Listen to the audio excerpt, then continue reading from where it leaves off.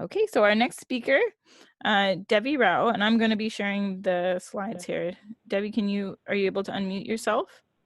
Okay, can you guys hear me? Yes. Okay, so Debbie is a Livestock and Natural Resources Advisor with UCCE, San Benito, Monterey, and Santa Cruz counties.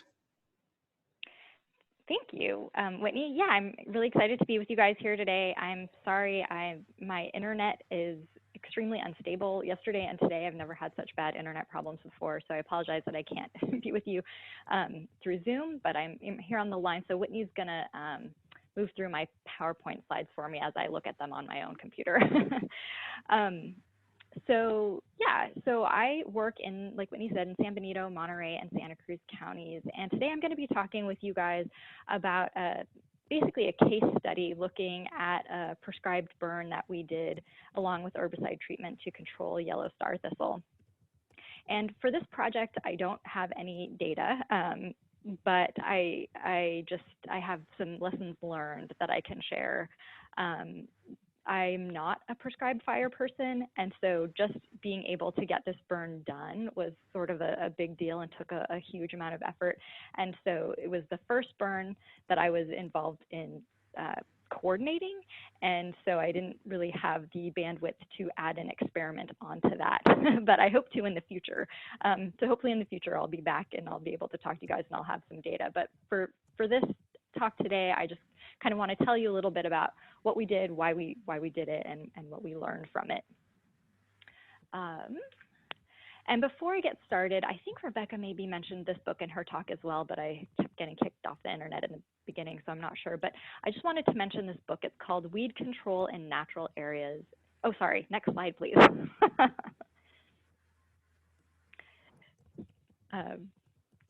Do you guys see the book now?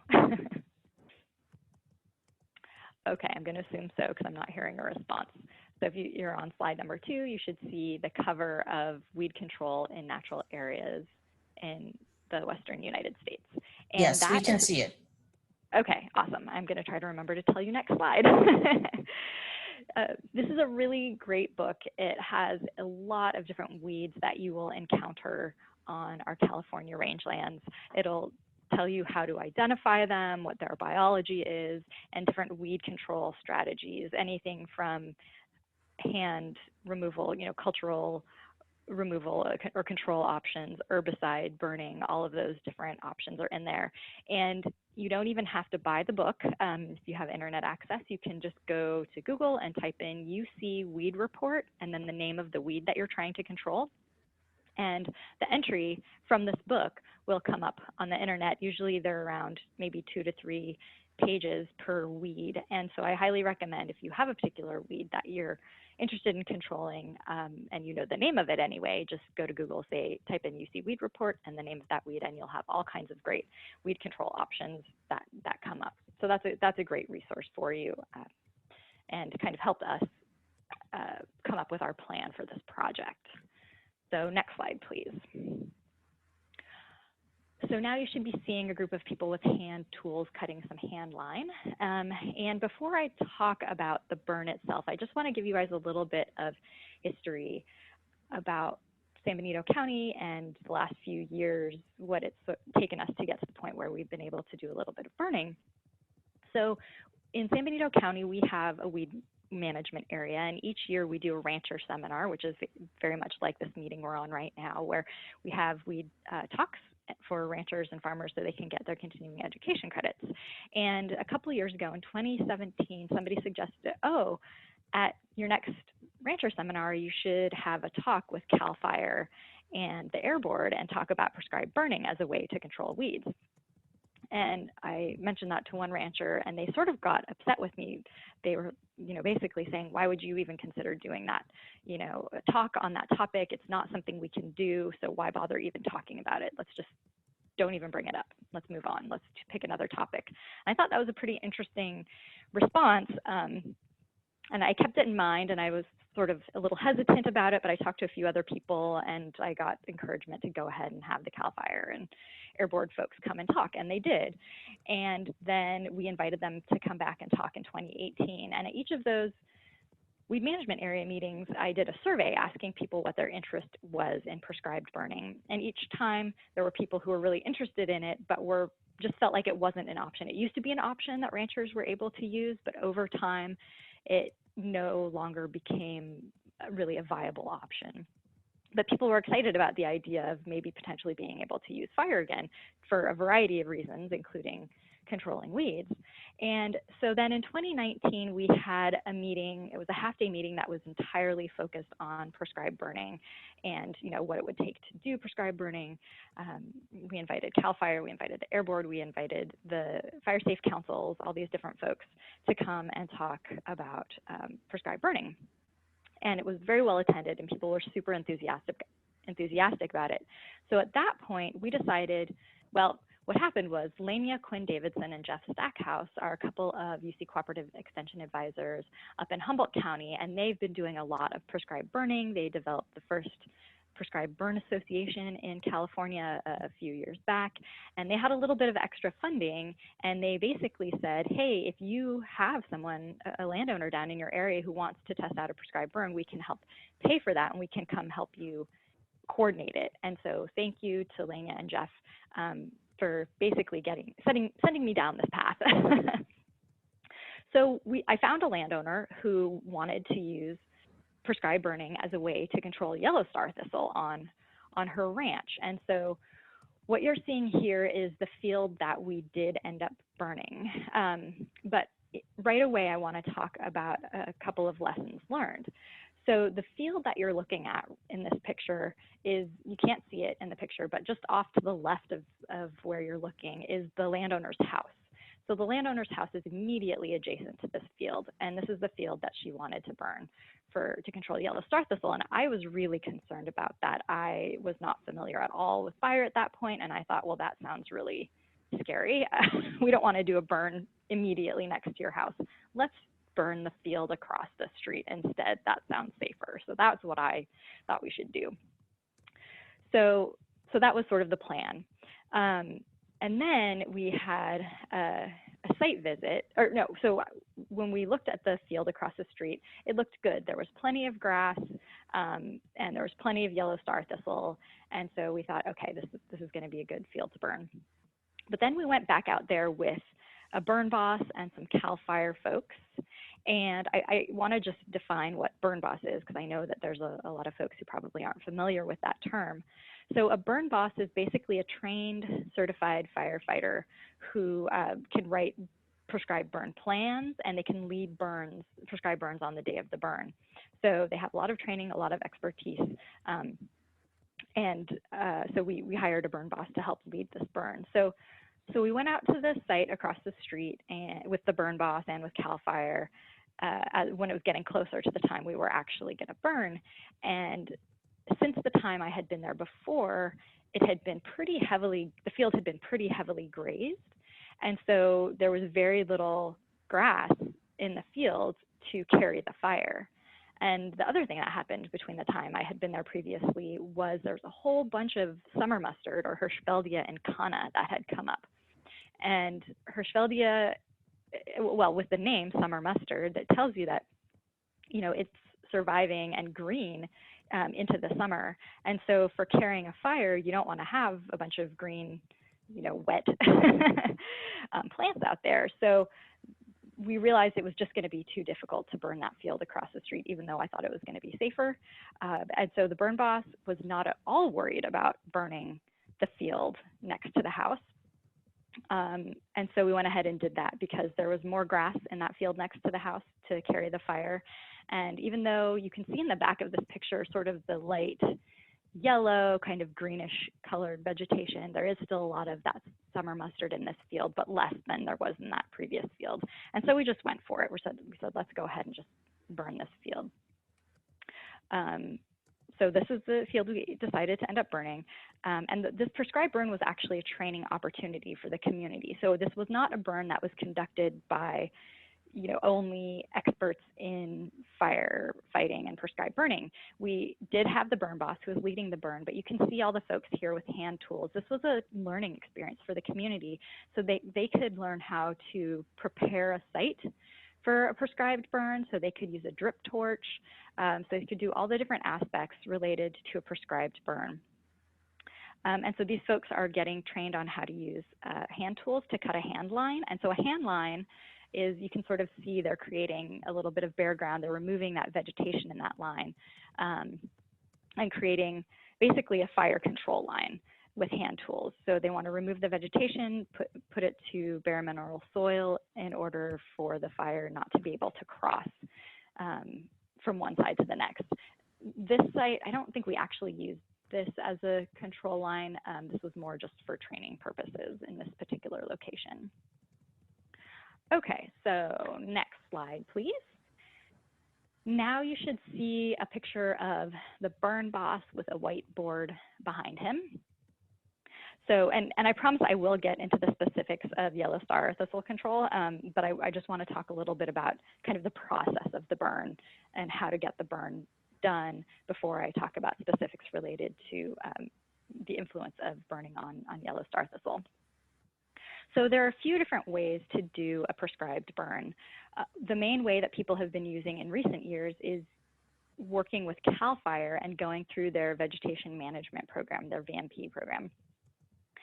And the second option is if if you're a landowner and you have experience with burning, it's totally fine in California. You have the ability to burn your own property yourself. And then a third main way that people get burns done is by hiring a burn boss. And that can be beneficial for several reasons. If you don't have experience, the burn boss comes with that experience, comes with some liability insurance, and that kind of thing. So the CAL FIRE option is really great in terms of CAL FIRE will take on the liability of the burn. So if something happens, CAL FIRE is liable. There's nothing on or I don't believe there's anything on the landowner, or if there is, it's very minimal, and CAL FIRE takes the brunt of it. But the challenge with CAL FIRE is they have so many people who want to do prescribed burns, and their time and staffing is so limited that they're not able to get to nearly as many as burns as people want to do. So CAL FIRE, burning with CAL FIRE's VMP program is a great option, but it could take 5 or 6 years or even more to get your burn done. So that's why hiring a burn boss can potentially be a better option, because you can get it done in a much more timely manner. However, it's going to cost you more money for sure if you're going to hire a burn boss. So in this picture, the guy with the red hat or helmet is Phil Dye. He's the burn boss we hired for this burn. And this is the day of the burn itself. And what Phil did was he identified different teams of people, and he identified who those team leaders were going to be and who was going to be doing what task. And here he's drawn out the burn unit and is describing how we're going to basically set up the burn, where we're going to start it, where the different teams are going to be set, and what they're going to do and how they're going to do it. So this is sort of the beginning activity on the day of a burn, just sort of getting oriented to the site and to the activities that will be taking place. And like I mentioned before, this burn was almost entirely done by just regular people from the community, although we did have some folks from CAL FIRE and the local fire, Hollister Fire came down they were just on site to sort of watch and learn about, the way we were doing it. But they didn't participate in the burn itself. They were just sort of there in case the burn got out of control, and then they could have come in to basically fight the fire at that point, but that was not necessary. In terms of safety, the burn boss wrote a burn plan ahead of time. He got permits from CAL FIRE and from the smoke permit from the Air Board.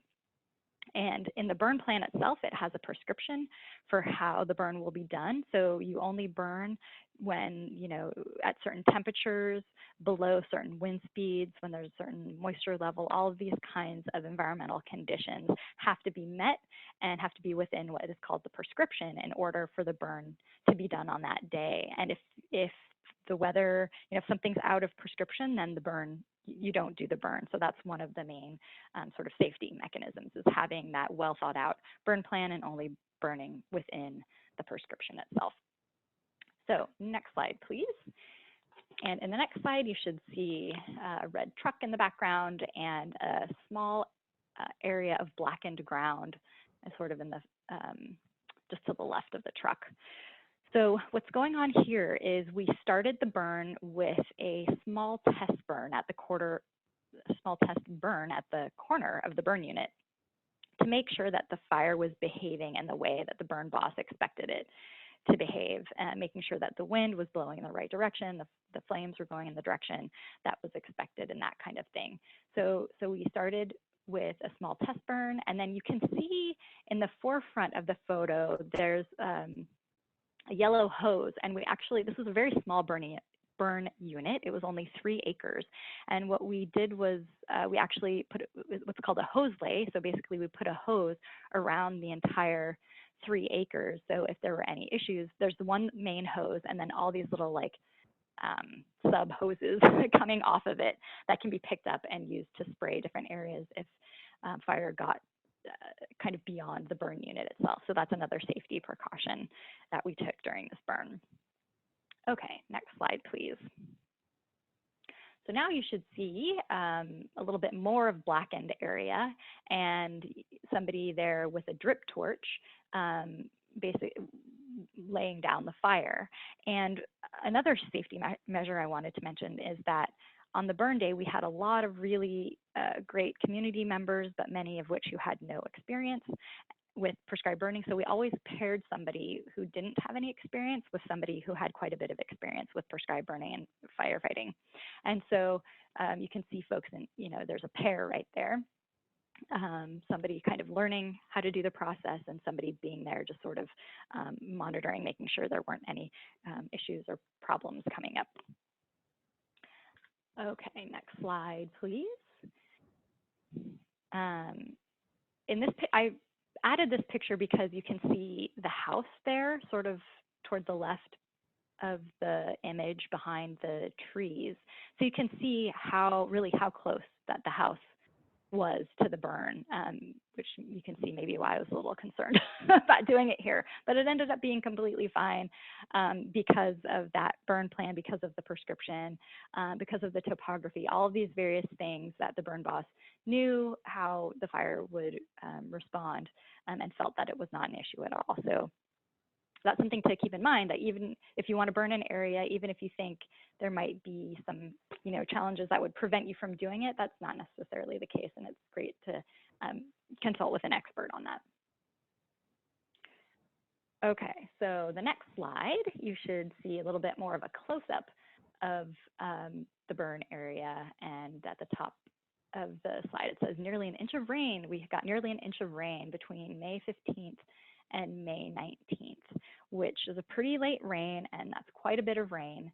And the burn was about 2.5 weeks later on June 6th. So that created some challenges for us that I'm going to talk about. But getting back to yellow star thistle.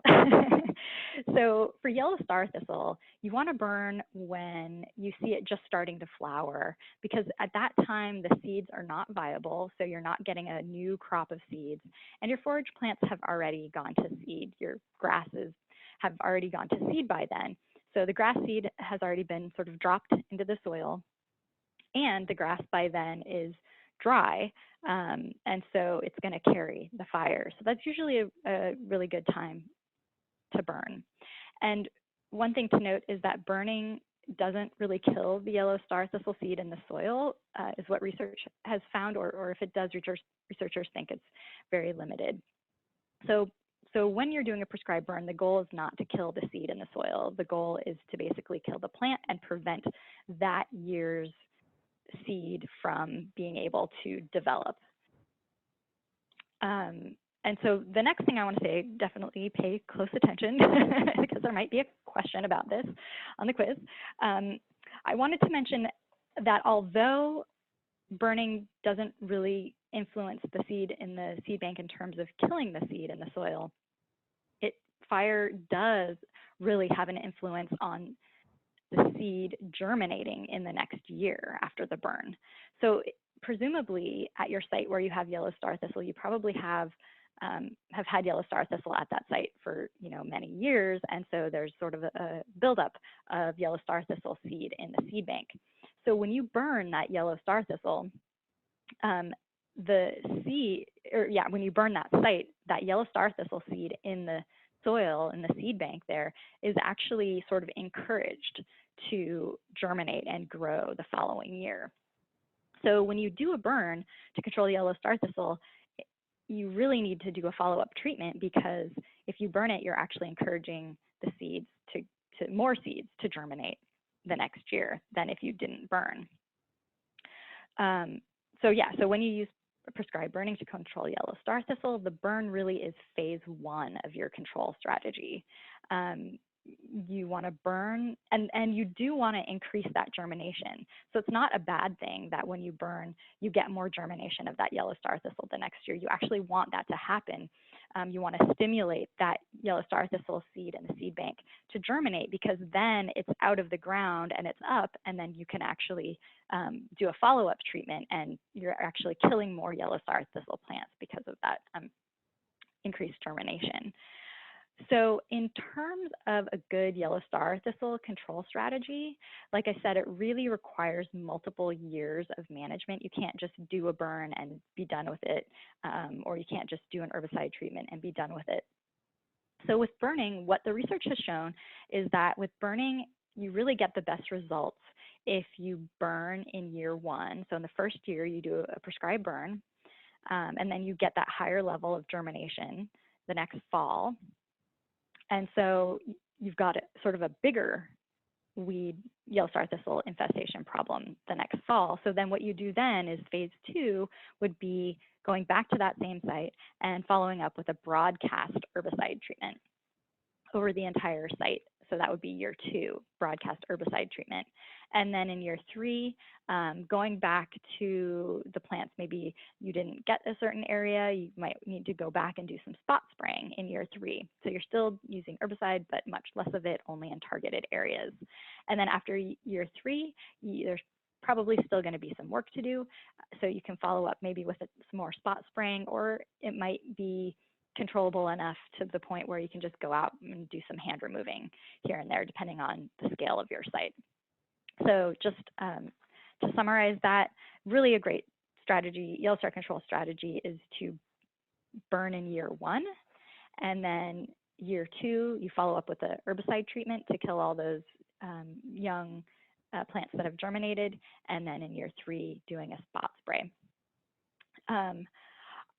So I also wanted to point out another lesson learned from this project. So like I said, we did that burn, the prescribed burn, on June 6th. Oh, sorry, hang on just one second. Oh, and I need to wrap it up. So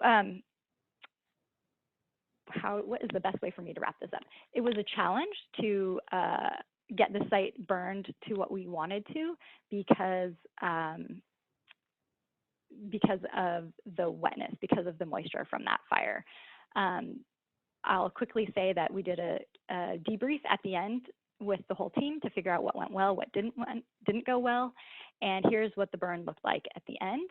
I'm going to skip all this stuff, but we followed up with a capstone, which is a combination of triclopyr, which is Garlon, and aminopyrrolid, which is Milestone. We sprayed 3 quarts per acre of the capstone. And the Milestone was good for killing the yellow star thistle. The Garlon was good for killing the mustard. And in the end, a big comparison. Here's what it looked like before the burn. If you look between the 2 red arrows, you can see lots of mustard and yellow star thistle. And after the burn and after the herbicide control, you can see lots and lots of grass. And so I would say it did a really good, the burn and the follow-up herbicide treatment did a really great job of controlling yellow star thistle. And we did a little bit of seeding in there as well with Blando brome. There's a bunch of Blando brome in there as well. So with that, I'll wrap it up. Thank you, Debbie. Sorry to rush you towards the end there. I'm going to go ahead and launch the poll. There's quite a few questions in the Q&A, but okay. I am not sure if are you able to see them? I can't see the Q&A. I'll try to log in, but I'm probably going to get kicked off. Okay. Okay, Want to read me? I'll at least launch the poll here, and then we'll let everyone give, or you can give the answers to the poll at least. Okay. Okay. Okay, so we'll go ahead and launch the poll, everyone, and give everyone a moment to vote here.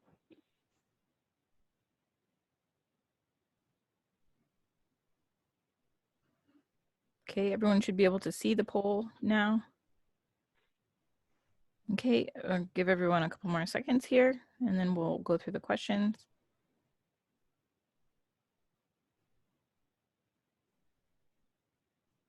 Okay, I'm gonna end the poll here.